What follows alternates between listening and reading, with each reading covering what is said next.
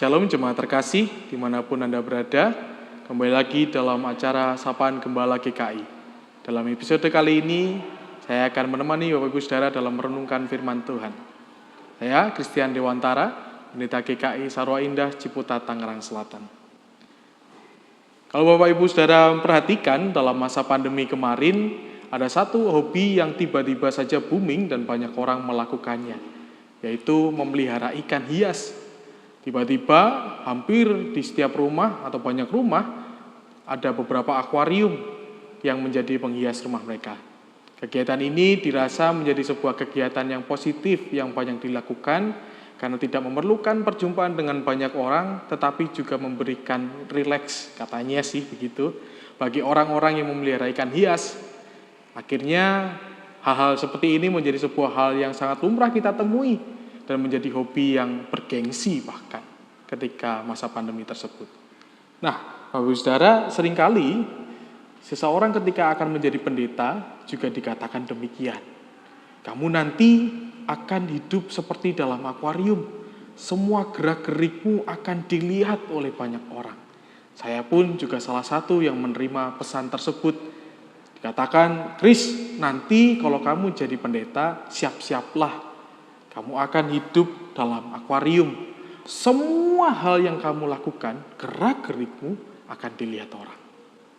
Tapi kalau kita renungkan, apakah betul hanya pendeta saja yang hidup seperti dalam akuarium? Bagaimana dengan semua orang Kristen yang ada di dunia ini? Apakah ia tidak juga hidup seperti dalam akuarium? Dalam 2 Korintus pasal 3 ayat 3 dikatakan demikian.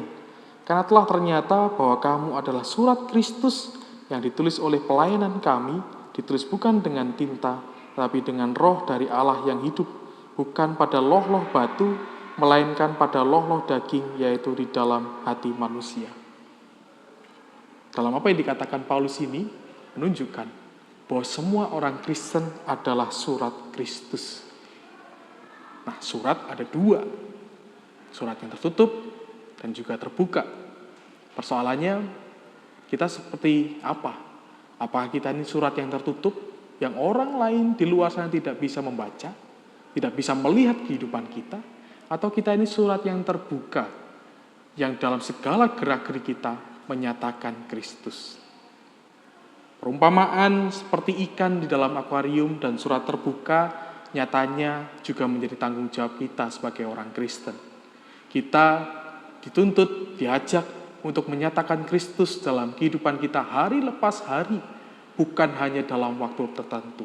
Itu berarti hidup seperti dalam sebuah akuarium besar juga menjadi konsekuensi hidup kita. Tapi jangan sampai kita justru memakai topeng yang hanya terlihat baik saja di depan, tetapi justru kehidupan kita sebenarnya buruk. Jangan sampai kita seperti ikan-ikan yang berkamuflase, memakai banyak topeng yang justru membuat orang lain ketika melihat kita bingung.